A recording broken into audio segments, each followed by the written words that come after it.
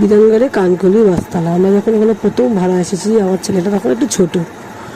একদিন শীতকালে সন্ধ্যেবেলা ওরা ওখানে ব্যাডমিন্টন খেলছিল, সব বাচ্চারা মিলে। আমার ঘরের পাশেই মাঠ, তো ওখানে একটা ভ্যান দাঁড়িয়েছিল। ওরা বাচ্চা, ওরা বোঝে না, ওরা ভ্যানের ওপর বসে খেলা করছে, গল্প করছে।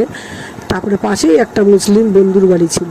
আমরা ওখানে যাই, খাই, থাকি। ও যায় তাই খাতে, তো পাশে ওই বাড়ির একটা দাদার ছেলের সঙ্গে ও গেছে। তো রাত্রিবেলা ভাত খেয়ে ওখান থেকে আসছে। ওইখান থেকে আসতে একটা জায়গাটা একটু খারাপ, একটা স্কুলের পাশে একটা খেজুর গাছ আছে। তো ওইখানে ও দাঁড়িয়ে টয়লেট করেছে। টয়লেট করার পরে আসছে যখন, দেখি কেমন যেন মাতালের মতন টলতে টলতে আসছে। আর ওই বাচ্চা ছেলেটা ভাজাদের বাড়ি গিয়েছিল, সে ওকে জড়িয়ে ধরে নিয়ে আসছে। আমি দূর থেকে দেখে ভাবছি যে ছেলেটা এরমভাবে আসছে কেন, সুস্থ সবল ছেলে গেল। তো বলছে কাকিমা দেখো, ও ওখানে টয়লেট করেছে, তারপরেই ও যেন কেমন করছে। তাও এটা কতদিনকার আগেকার ঘটনা হবে? এটা 7-8 বছর আগের ঘটনা। 7-8 বছর হবে। 7-8 বছর আগের ঘটনা। তো আস্তে আস্তে ঘরে নিয়ে এসে দিয়েছে, কাকিমা আমাদের বাড়িতে একটু ভাত খেয়েছে দেখো। এবার ও চিকেন কষা আর ভাত খেতে ভালোবাসতো। তো আমাদের ঘরে রান্না হয়েছে, বাবা ভাত মেখে বলছে কি, বাবাই ওঠ, বাবাই ওঠ, খাবি ওঠ। বাবাই আর ওঠে না, ও আমাকে জড়িয়ে ধরে শুয়ে আছে। তখন আমি বলছি কি ওঠ, আমার রাগ হয়ে যাচ্ছে, দুই একটা একটু বকেছি, মেরেছি, ওঠে না। তারপরে দেখি গাটা খুব গরম। আমি ওকে বকছি দেখে ওর বাবা আমাকে বলছে যে ছেলের জ্বর এসে, ছেলেকে বকছে। তারপরে কিছুক্ষণ পরে দেখছি গাটা পুরো ঠান্ডা বরফ হয়ে গেল। কেমন করছে, গায়ে বোধহয় 8-10খানা জামা পরে নিয়েছে, ঠান্ডা লাগছে বলে, কিন্তু অত ঠান্ডা তখন ছিল না। তারপরে কেমন করছে দেখে আমি বাড়িওয়ালা কাকুকে ডাকলাম যে কাকু দেখুন, দেখো তো তোমার নাতি কেমন করছে একটু। কাকু বলে দেখে মনে হচ্ছে, দেখি ওর হাওয়া টাওয়া লেগেছে, দাঁড়া একটা পরিষ্কার গ্লাস দিয়ে আমি হজের জল দিচ্ছি, ওটা খাইয়ে দে। তো হজের জলটা খাওয়ানোই এই দেখি, প্রথমে তো খাবে না, দাঁত চেপে আছে। তারপরে খাইয়ে দেওয়ার পরেই দেখি ও চিরিং বিরিং করে উঠছে, চোখ দুটো জবা ফুলের মতন লাল হয়ে গেছে। তারপরে কাকু দেখছে জলটা খাওয়ানোর পরে ওরম দেখছো? জলটা খাওয়ানোর পরেই ওরম দেখছি। তারপরে ওরম করছে, বাবা পায়চারি করছে, কি হলো কি হলো। তারপরে আমাদের পাড়ার একটা দাদা যাচ্ছে, ওকে বলছে দেখ তো বাবাই কেমন করছে। বলছে বুদ্ধদা সর, আমি দেখবো বাবাইকে কেমন করছে। ও দেখেই বললো, বুদ্ধদা এ কিন্তু হাওয়া ভালো না, তুই চল আমার সঙ্গে এক জায়গায় যাবি, আমি তোকে নিয়ে যাব, সে এসে ভালো করে দেবে বাবাইকে। বাবাই তো ভালো ছেলে। তা আমাকে বলছে বৌদি তুমি কি ওকে ঘরে একা নিয়ে রাখতে পারবে, কিন্তু যে যতই যা হোক দরজা খুলতে দেবে না। আমি দরজা বন্ধ করে ছেলেকে নিয়ে শুয়ে আছি, ছেলে আমাকে জড়িয়ে দিয়ে শুয়ে আছে। এইবার যখন ওরা গিয়ে ওই কাকাকে নিয়ে আসলো, কাকার নাম লোকমান চাচা। লোকমান চাচা আসছে, ও 10 মাইল দূর থেকে ওর বাবা কাশি দিয়েছে, আমি বুঝতে পারছি ওরা আসছে। তখন ও বলছে মা তুমি দরজা খুলবে না, মা তুমি দরজা খুলবে না, ওরা আসছে তুমি দরজা খুলবে না। আমি যে বাবা ঘরে আসছে দরজা খুলে থাক বলে আমি উঠে গিয়ে দরজাটা খুলে দিয়েছি।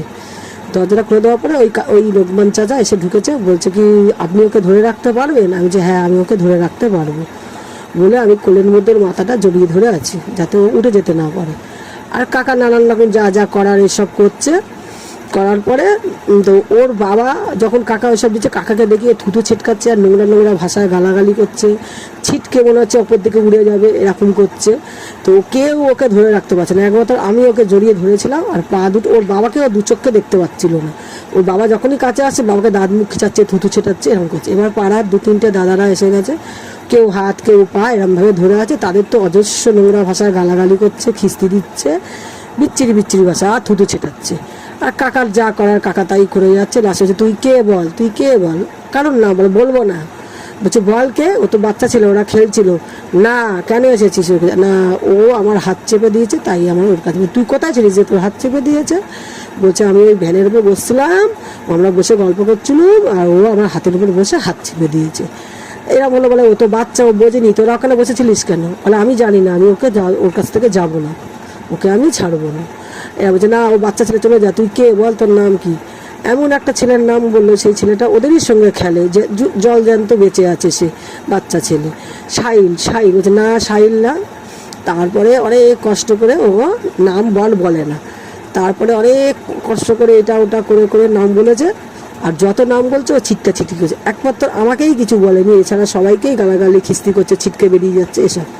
যাকে এসব করে করে যখন উনি দিল, বললো যা তুই চলে যা। না যাবো না, না তুই চলে যা। তা বলছে ঠিক আছে, কী নিয়ে যাই? বলে চিমটি নিয়ে যাবো। তো সারাশিটা আমাকে বললো ওর উপর রেখে দাও, আমি রেখে দিলাম। ওইটা মুখে করে নিয়ে বললো যে রঘুবন চাচা বললো যে আপনি ওকে আটকাবেন না, আপনি শুধু ধরে রাখবেন, ও যেদিকে যেতে চায় যাবে। বলে ও এত বদমাইশ, ওই যে ও উল্টো রাস্তায় চলে যাচ্ছিল, ঘুরে এসে ওরই বাড়ির সামনে, আমি নাম জানি না কে, কিন্তু ওরই বাড়ির সামনে গিয়ে ওইটা মানে শেষ পর্যন্ত নাম আর বলেনি? না, নাম বলেনি, কিন্তু ওই জায়গাটায় গিয়ে চিমটিটা ফেলে দিল, চিমটিটা মানে সারাশিটাকে দিয়ে ওখানে অজ্ঞান হয়ে গেল। পাড়ার সব দাদা আছে, আমার বর আছে, সবাই মিলে আমার ছেলেকে কোলে করে তুলে নিয়ে এসে শোয়ালো। তারপরে ওই লোকমান চাচা উনি এসে ওকে মাদুলি টাদুলি দিল, জল পোড়া দিল, দিতে ও ছেড়ে গেল, ও ভালো হয়ে গেল। কিন্তু বলেছিল যে ওই মাদুলিটা গায়েব হয়ে যাওয়ার চান্স আছে, যদি গায়েব হয়ে যায় তাহলে কিন্তু মুশকিল আছে। তো একদিন আমি রূপোর মাদুলি, রূপোর চেন করে করে দিয়েছিলাম, তো সেইটা ও কোথায় গেছিলো কি না কী হয়েছিল জানি না, ওর গা থেকে উধাও হয়ে গেছিলো। কীভাবে উধাও হয়েছে সেটাও বলতে পারে না।